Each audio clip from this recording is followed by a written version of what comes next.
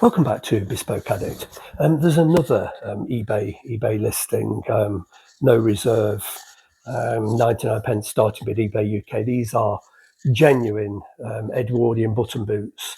They're in superb condition. They're about, I don't know, they're definitely made before 1910. Anywhere between sort of 1895 and 1905 is my best guess, but certainly before 1910. Made by Edwin Clapp. And they're just beautiful, beautiful things.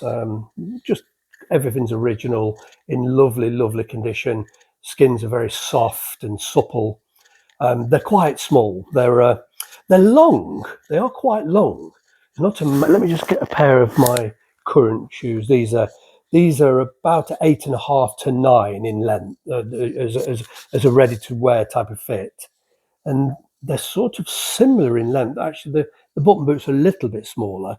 So let's say that I'm guessing they're about a 7.5 UK, that is, but they're narrow. They are a very narrow fit. 120 years ago, people had narrower feet, and these are a very slim fit.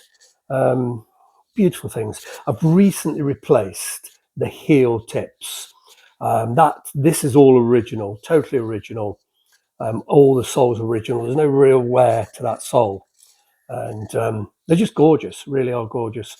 And because there was a bit of wear on the corner there, I trimmed away the original leather and used, that's Barker's leather. It's what most English bespoke makers use, and hand nailed it, just to make a really nice, keeping as much of the original material as possible.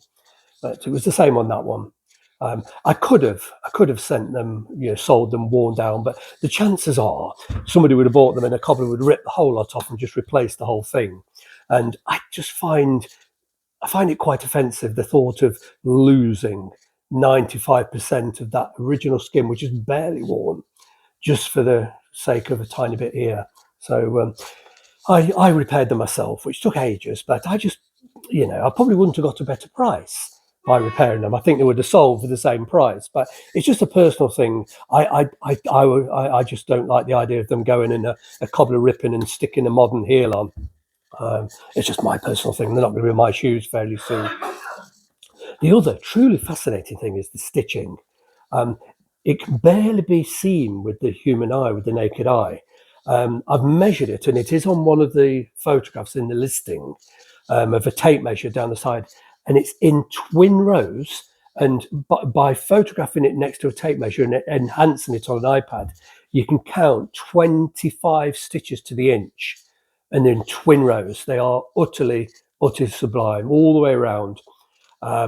It's just the tiniest stitches. You really do struggle to find any shoe anywhere that's got anything close to that. It's a different level altogether. Truly mesmerizing stitching.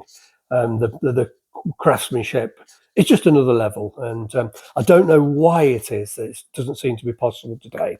Whether it's something to do with the way the skins are produced or the animals grown, I don't know. I suspect it's something to do with modern skins, that it would, due to the fibers in the natural grain, it wouldn't survive that kind of perforation. I don't actually know, but I do know that nobody seems to be able to do such tiny stitching today.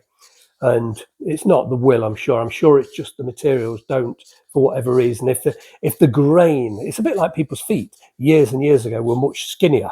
Today our feet are wider.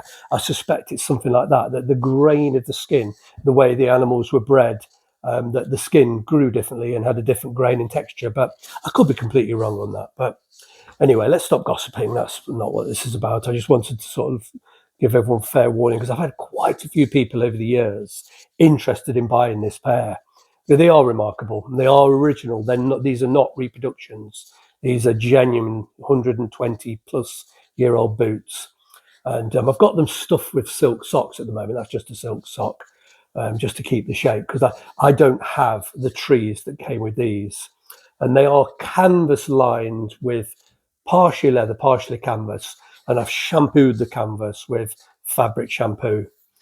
So they're quite clean and sanitized. But these are on eBay UK, 99 pence, starting bid and no reserve. Once again, I'm not going to miss these because I've never been able to get them on my feet. There's no chance they could ever fit me.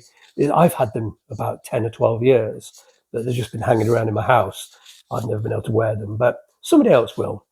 I do strongly suspect they'll go to, East Asia, possibly Japan, possibly Hong Kong. There is somebody in the US, I believe, is in the Texas area, and is quite interested in them. But I do think the guy's Asian.